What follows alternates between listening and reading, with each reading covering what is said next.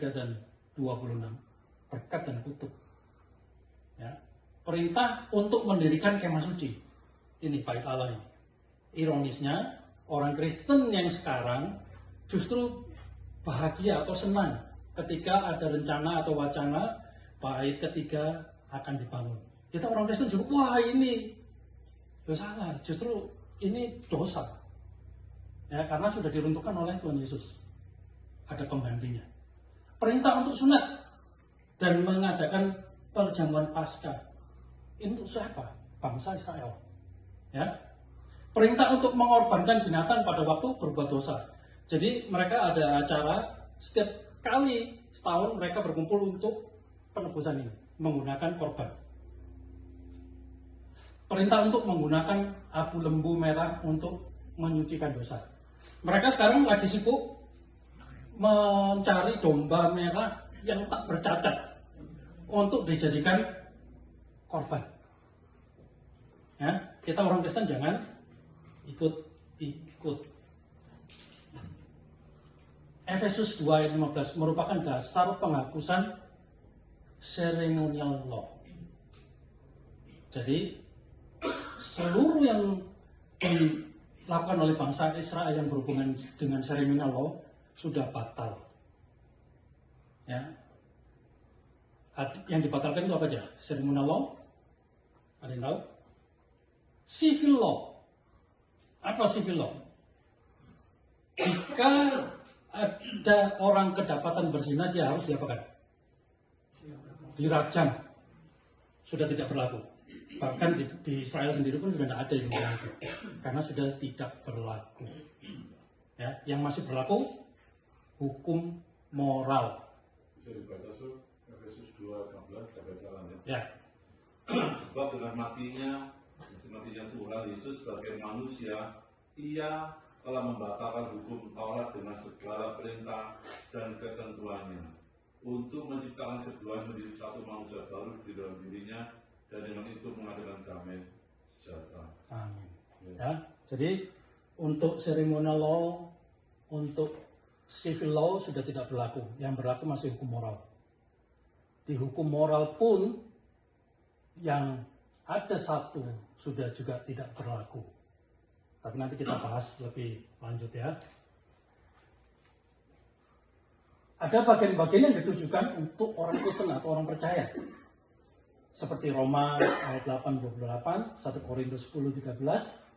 Tapi juga ada bagian-bagian yang ditujukan untuk orang-orang tertentu saja. Misalnya Matius 28 ayat 20b ditujukan hanya untuk orang yang memberitakan Injil. Ya. Ada bagian-bagian yang ditujukan untuk satu individu khusus. Lukas 26 ayat 5 hanya untuk Maria. Bukan untuk Cidodi, bukan untuk Susi, bukan untuk yang lain.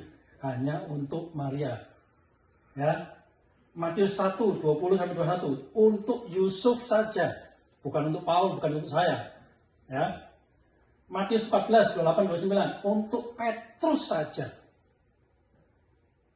Ya, Matius 19 ayat 21 untuk pemuda kaya itu saja. Jadi spesifik, nggak bisa kita pakai. Ayat mudah dan ayat sukar, ini yang susah. Ya, karena ayat ini sering dipakai untuk banyak golongan, untuk dengan tujuan tertentu, meruntuhkan iman kita, meredaksi iman kita. Ya. Itu kalau dari luar. Dari dalam kitab suci ada ayat-ayat yang mudah atau jelas, tetapi ada juga ayat-ayat yang sukar. Adanya ayat yang sukar dalam kitab suci diakui sendiri. 2 Petrus 3, coba bacakan. Ayat 15, anggaplah kesabaran Tuhan kita sebagai kesempatan bagimu untuk beroleh selamat. Seperti juga Paulus, saudara kita yang terkasih, telah menulis padamu menurut hikmat yang dikawin kepadanya. Ayat 16, hal itu dibuatnya dalam semua suratnya. Apabila ia berbicara tentang perkara-perkara ini, dalam surat-suratnya adalah hal-hal yang suka dipahami, sehingga orang-orang yang tidak memahaminya dan yang tidak teguh imannya memutarbalikannya menjadi kebinasaan mereka sendiri. Sama seperti yang juga mereka buat dengan tulisan-tulisan yang lain. Ya, ini firman yang mengatakan itu. Jadi memang ada ayat-ayat yang sukar dan ayat-ayat yang mudah. Dan ayat-ayat yang sukar sering digunakan untuk memutarbalikkan. Contoh, Wahyu 7 ayat 4-8. Ini ayat populer ini. Digunakan oleh siapa? Saksi Yehova. Dia mengatakan bahwa orang yang masuk surga itu hanya 144.000. Tertulis memang 144.000. Tapi apakah pengertiannya seperti itu? Ya. Yohanes 3:16 mengatakan bahwa setiap orang yang percaya kepada Kristus akan mendapat hidup kekal dan mustahil bahwa dalam sepanjang zaman hanya ada 144.000. Jadi kita menilai ini kita sudah menilai. Oh, ada orang mengatakan begini, kita menilai. Oh, salah ini orang ini. Ya? Jadi supaya kita bisa menghindari ajaran-ajaran sesat ini atau salah menggunakan ayat sukar sebagai dasar, maka kita perlu membaca firman secara periodically atau setiap hari.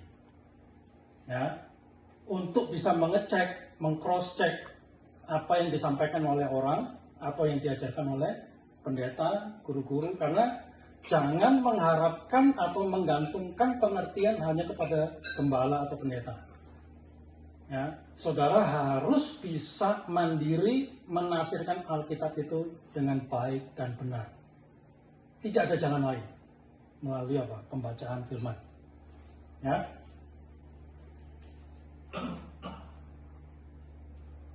Ayat implisit dan eksplisit. Apa ini implisit eksplisit ini? Ya, yang bersifat eksplisit berarti yang tersurat. Bagian yang jelas adalah bagian yang memberikan pernyataan atau ajaran langsung. Sedangkan bagian yang bersifat implisit adalah bagian yang memberikan pernyataan ajaran tidak langsung. Saya dulu paling senang ini menggunakan cara seperti ini untuk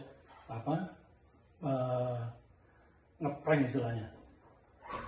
Pak Pendeta, tunjukkan ayat yang mengatakan saya tidak boleh merokok.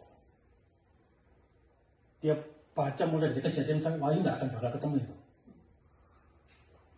Tunjukkan ke saya bahwa orang Kristen tidak boleh berjudi. Mana ayatnya? Dasarnya apa? Tidak ada.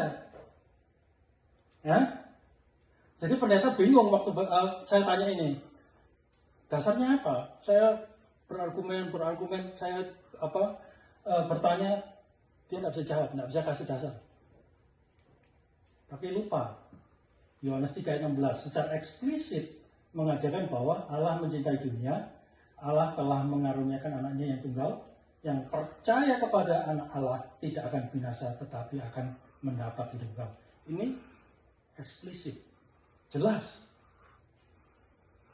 Ya, siapa yang percaya Yesus Kristus sebagai juru selamat, dia akan selamat. Sedangkan implisit Yohanes 3:16 sama saja mengatakan bahwa yang tidak percaya binasa. Tidak ditulis, tapi secara implisit mengatakan bahwa kalau kamu tidak percaya, kamu akan binasa. Karena kalau kamu percaya, pasti kamu selamat, masuk surga. Ini. Boleh nggak orang Kristen pakai obat-obatan? Mana ayatnya? Pakai morfin, ekstasi? Tidak ada. Secara eksplisit tidak ada, tapi implisit. Matius 22 ayat 39. Coba tolong dibacakan. Yang mana baca?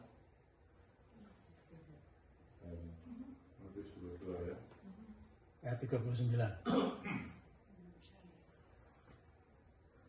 Ayat 39. Dan hukum yang kedua yang sama dengan itu ialah kasihilah sesama manusia seperti dirimu sendiri. Tuh. Waktu kamu merokok, waktu sedang merokok, menggunakan narkoba, itu merugikan diri sendiri, terutama kepada orang lain. Rokok pasif, nggak ikut merokok, nggak ikut merasakan, tapi terkena dampaknya. Orang mabuk-mabukan, pakai drug, nabrak, membunuh orang lain, merugikan orang lain, selain merugikan diri sendiri. Implisit, tidak ditulis secara harafiah, dilarang pakai obat ekstasi, nggak ada. Ya, dilarang berjudi, nggak ada. Tapi kita sebagai orang Kristen pasti tahu, oh tidak baik buat kita, tidak baik buat orang lain. Implisit. Ya. Bagian bersifat deskriptif dan didaktif. Bagian kitab suci yang bersifat deskriptif itu berarti menjelaskan. Ya.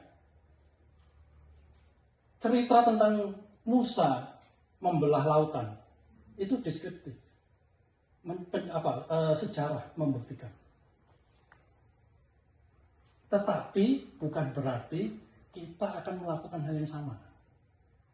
Karena deskriptif itu tidak boleh dijadikan norma, tidak boleh dijadikan hukum, karena itu deskriptif. Tembok Yeriko dikelilingi, rubuh, ya. Tapi apakah kita juga melakukan hal yang sama? Saya mengalami soalnya, saya disuruh sama pendeta saya turut tiup trompet itu kelilingin itu gedung. Serius. Saya bingung waktu itu, saya ikut aja nggak ngerti. Oh kenapa ini? Kita lihat ini apa yang diajarkan oleh Alkitab, bahwa kita meruntuhkan tembok Yeriko dalam arti berarti kita mematahkan kutukan di sekeliling gereja kita. Ya saya ikut, saya nggak ngerti. Ternyata salah. Itu deskriptif, cerita, tidak boleh dijadikan norma, tidak boleh dijadikan hukum. Ya. Sedangkan yang bersifat didaktif atau pengajaran harus dijadikan norma. 10 hukum perintah Allah itu didaktif atau bersifat pengajaran, harus dijadikan norma. Contoh, Kisah Para Rasul 16:31 yang berbunyi, percayalah kepada Tuhan Yesus Kristus dan engkau akan selamat. Ini perintah ini. Ini merupakan pengajaran, harus jadi norma, harus jadi hukum. Filipi 4:4 yang berbunyi, bersukacitalah senantiasa. Perintah, bersukacitalah senantiasa. Ini merupakan perintah atau yang harus dijadikan sebagai norma. 10 hukum perintah Allah juga.